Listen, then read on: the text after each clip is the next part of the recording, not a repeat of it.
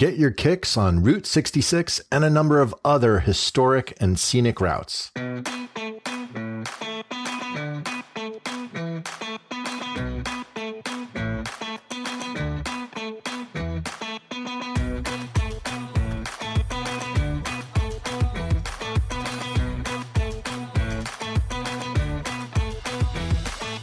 Welcome to the Throttle and Roast podcast.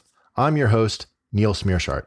In this episode, we'll look at some historic and scenic routes that are worth a motorcycle ride. This isn't meant to be an exhaustive list of every single good road around the world, but I will hit on some roads that have significance from either a historical perspective or they're just some really good roads to try out. Now, the vast majority of the roads I'm going to discuss are ones that I have personally been on. Now, I'm based in the East Coast of the United States, so most of the roads will reflect that area, but I will cover some other areas of the world that I have visited. So let's start within the US, and I'm actually going to start with some of the larger roads that are used for transcontinental travel. And the first one, almost a bit cliche, but we do have to bring it up, is Route 66. This road stretches from Chicago, Illinois to Santa Monica, California. And it was featured in the song Get Your Kicks on Route 66, also in the Pixar film Cars, and even the Steinbeck novel The Grapes of Wrath. The road has many nicknames, like Main Street of America, the Mother Road, and it was a primary route for those migrating west in the first half of the 20th century. Much of it has since been bypassed by the interstates, but several sections still exist and pass through the towns that originally served the motorists traveling along them with auto service, fuel, hotels, and more. Just from an Americana perspective, this is a road that you have to just take at least a little bit of sections of it and just give it a go, because it will throw you back to that earlier era of how automotive travel was in the United States before everything was bypassed with the large interstates. So if you like going on back roads, if you like seeing all of the images and the wonderful businesses that you can find along the side of a road, Route 66 is definitely one that should be on your list. Now, the next one that I'm going to discuss is actually one of the first transcontinental roads designed for automobiles. And it originated in 1913, and it traveled from New York City to San Francisco. And of course, I'm discussing the Lincoln Highway. Now, this is a very, very long highway traveling thousands of miles across the country, and there are still some wonderful, wonderful sections of it. I've been on several of them in Pennsylvania. It's phenomenal. You're traveling through farmland. It's just beautiful scenery, wonderful road. You're going to come up to a bunch of little towns that you can visit, and you're off of the main drag. So you're not in the hustle bustle. You're not all of the traffic that you're going to find on an interstate. It is a wonderful road to do and see the wonderful scenery that's around there. I'm going to focus a bit onto the East Coast. I'm going to start with some of the roads that have been around for a long time. And I have to start with, of course, Boston Post Road. Now, this road was actually established in 1673.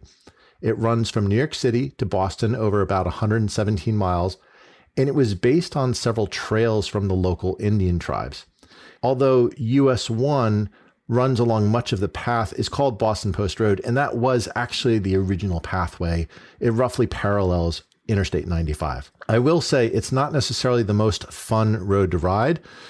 It is today pretty much riding with lots of traffic light to traffic light, lots of strip malls along the side, but it is the oldest road in the country, if not, or at least one of the oldest roads in the country. So from a historical perspective, it is something that you may want to explore. Now, the other road I'm going to do, and you'll notice a little bit of a theme in these first couple, is also a post road. Now, the history of a post road is essentially from the Postal Service, and this allowed to make a very fast transit to move letters, communications from one part of the country to another. And in particular, that thoroughfare between Boston and New York was a very popular one. Another one was between New York and Albany. Albany, of course, is the state capital of New York. Roughly runs straight up the Hudson River. And this road originally follows an old Indian trail in Manhattan that became Herenstraat, which is when the Dutch ran Manhattan. And today it's known as Broadway. In 1669, the government of New York designated a postal route between New York and Albany that followed this path in Manhattan, and other Indian trails of the Wikipi and Wappinger tribes. In 1703, the government decided it should become a public and common general highway following the same route starting in the Bronx. And it was named the Queen's Road after Queen Anne. Now, Frederick Phillips built the King's Bridge crossing from the Bronx to Manhattan to match up with the original Broadway path. The route continues north of the Bronx as it passes the old Dutch church of Sleepy Hollow, which was, of course, featured in Washington Irving's Legend of Sleepy Hollow, and it runs continuous with Route 9 along much of its length further north. Near Phillipstown, New York, a section now called Old Albany Post Road after a realignment of the main route is a 6-mile-long dirt road. It's actually one of the oldest still unpaved roads in the United States and still contains milestones placed during the early years of American independence. It's a worthwhile diversion from the main route. And the dirt section, it's something you can absolutely do on any sort of a bike. Doesn't have to be an adventure bike, doesn't have to be a dual sport. It is a full public road, just not fully paved. It's worth just exploring because you do see a little bit of that history of this was the road as it existed a few centuries ago. All right, next one we're going to cover is the Palisades Interstate Parkway. Now, this is a limited access highway, and the Palisades runs between New Jersey and New York in a north-south alignment. And like most parkways in the region, commercial vehicles aren't allowed along its route. It stretches from the George Washington Bridge, where the Hudson River cliffs, known as the Palisades, are near their highest elevations. And it continues north to the Harriman and Bear Mountain State Parks, near the Bear Mountain Bridge that also crosses the Hudson. Now, the idea for the parkway began in the early 1930s, and with a donation of about 700 acres of land running alongside the Palisades by John D. Rockefeller, it was off to a planning start. However, the New Jersey Highway Commission wasn't in favor of the construction. Instead, the Henry Hudson Drive was built for about 8 miles in a route running parallel to the current Palisades Parkway. Now, that drive itself is also a lovely scenic route, though with a lower speed than the parkway. Construction on the actual Palisades Parkway began in 1947, with the last sections completed by 1958. Now, there are several lookouts along its length. When I lived in New York City, the Alpine Lookout, about 5 miles north of the George Washington Bridge, was a meeting spot for our local motorcycle riding group. Now let's move into Connecticut, and we'll talk about the Merritt Parkway. Now, this is also one of the oldest parkways in the United States, and this was originally designed to support Connecticut's Gold Coast. It's listed on both the National Scenic Byway and National Register of Historic Places, but due to many low overpasses, trucks and buses aren't allowed along it.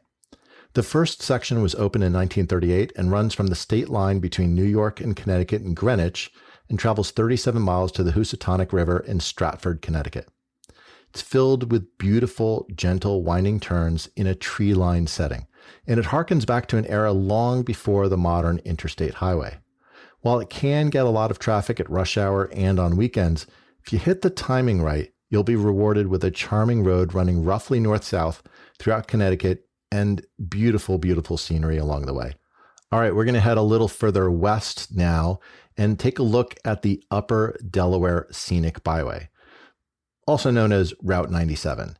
Now, this is known by locals as a favorite motorcycle road. It follows along the Delaware River, separating New York and Pennsylvania, and the curves of the road mirror those of the nearby river. Near the end by Port Jervis is the famed Hawk's Nest, where the route climbs up high above the river, offering outstanding views of New York, Pennsylvania, and New Jersey. You are right at the tri-point where the 3 states come together. All right, we're going to head a bit north and head into New Hampshire. And the Kankomankas Scenic Byway, or Fearless One, is named after the final sagamore of the Pennacook Confederacy of Indian Tribes. It was opened in 1959 and connected 2 dead-end sections, though it wasn't fully paved until 1964. It passes through the White Mountains of New Hampshire, and it's locally called New Hampshire Route 112. Now, I rode this on a rented Indian Chief Classic back in 2014, and the views were outstanding. If you're in the New Hampshire area, you have to hit this road. Now, if we hit a little further west from New Hampshire and a little south, we'll hit into Massachusetts and we'll find the Mohawk Trail. Now, this was originally an Indian trail connecting tribes near the Atlantic with those in upstate New York and further west. And it followed several rivers in what is now northern Massachusetts. Today, the route follows Route 2 and Route 2A. It's a popular route with scenic views along the entire way. Elevation changes are in store with a high point of 2,272 feet at Whitcomb Summit, with a nearby hairpin turn overlooking North Adams. And along the route is Shelburne Falls, with the famous Bridge of Flowers that draws tourists. Just a little further south, of course, is Mount Greylock, which is the tallest mountain in Massachusetts. And it's a great diversion. You can take a road that will actually take you up to the summit of Mount Greylock, and well worth a diversion. It's another great road on its own light beyond the Mohawk Trail. Now, as you head further south, another road that is very popular both for automobiles and for motorcycles is the Blue Ridge Parkway. Now, it is gorgeous. It is outstanding in terms of the views, but it is prone to traffic, and it has an almost insanely comedically low speed limit that happens to be strictly enforced. So if you're on a sport bike or you're in a need for speed, this is not the right road for you. But if you're willing to take a little bit of a slower pace and enjoy the scenery, this could be an amazing road for you to try out. And offshoots from the Blue Ridge Parkway also are numerous, and plenty of great roads along the way. So you will find an enjoyable way. It's an outstanding road. So let's switch coasts. Let's head over to the West Coast. And there's a couple there that I really want to highlight. The first of which is the Pacific Coast Highway. Now, this is also known as California 1, and this route runs along the coastline of California. Portions of it are actually national scenic byways, and I've driven this from Los Angeles up to San Francisco, staying in San Luis Obispo in the middle. And if you do follow that route, definitely take a look at the Madonna Inn in San Luis Obispo. It's just an incredibly campy place to stay, but you'll be seeing some amazing, amazing scenery, all looking at the coastline. There are times, though, where part of it is washed out, so you do need to be aware of it. And if you need to take a diversion, there's some great stuff that you can do. I would also say, if you're going to take the route up there, do yourself a favor and stop over in Monterey. There's a beautiful, beautiful peninsula for Monterey. It's a great diversion to just take a ride around and see the scenery that you'll see along there. Now, if you head a little further north from Pacific Coast Highway, I'd actually say another road, and this is the one that personally for me was probably one of the most humbling roads that I've ever driven along, is Spirit Lake Highway, also known as Route 504, near Mount St. Helens. Mount St. Helens, of course, is pretty famous for being the volcano that erupted in 1980. It effectively blew out half of the mountain off to the side. And as a consequence of the sheer enormity of the power of that eruption, it knocked down trees for tens of miles surrounding it, just from the force of the wind coming out.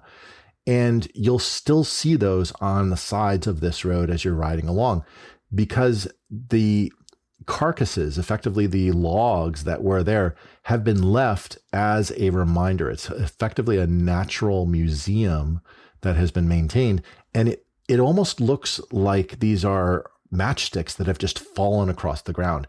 You don't realize when you're seeing them from a far distance, you see them, and it looks weird. It's like matchsticks or pine needles that are just falling onto the ground. And then as you get closer, you start to see, no, these are actually quite large trees that have come down and just have been sitting there for 40 some odd years. It's remarkable. And there's a number of switchbacks and elevation changes that will definitely exercise the lean angle of your bike, and the views are spectacular. So it's a phenomenal way to do. You can actually ride around the entire perimeter of Mount St. Helens as well, get a bit of a larger view. But I think the Spirit Lake Highway is the one that, to me, really was the most impressive in that area. Now, I don't want to forget about some of our listeners that are going to be in Europe, because Europe, of course, has some other outstanding roads. And there's three that I want to highlight here. The first one is the island of Sardinia in Italy. Now, this is a really fascinating place because It's relatively isolated from the coast, so there's no bridges or anything. You have to actually take a boat, or you have to fly there. But the coastline is rather breathtaking.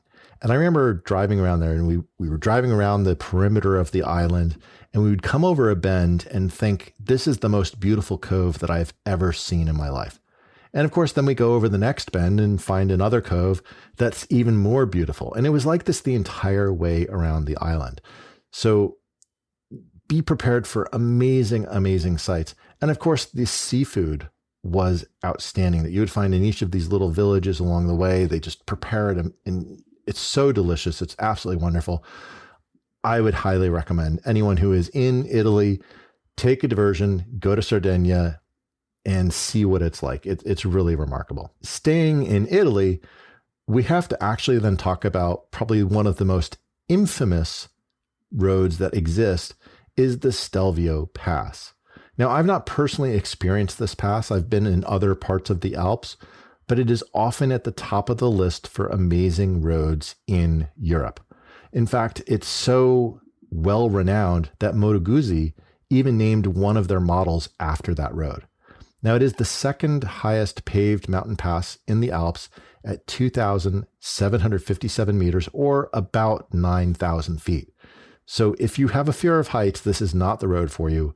But if you want to see some amazing switchbacks, you want to see an amazing view of the valley below as you're coming through the pass or coming out of the valley, it's an amazing, amazing view. Now, the other route that I do want to highlight, and I will say it has been more than 20 years since I've been on this road, so I can't tell you that it's going to have a lot of traffic or that it's gotten less interesting, but I do want to highlight the route between Geneva in Switzerland and Chamonix in France. And the whole surrounding areas there are just amazing.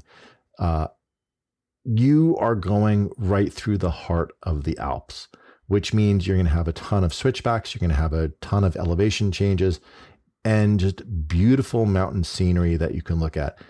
It's something that you could just spend days, if not weeks, riding around all the various roads in that area, and not just between Geneva and Chamonix, but that's one of my favorite sections that I'd been on.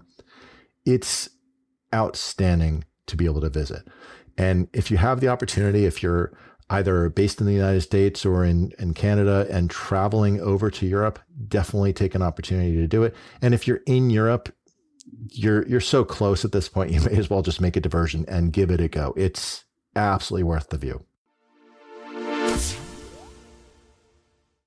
So let's wrap up. We talked about a few transcontinental roads in the United States, such as Route 66 and the Lincoln Highway.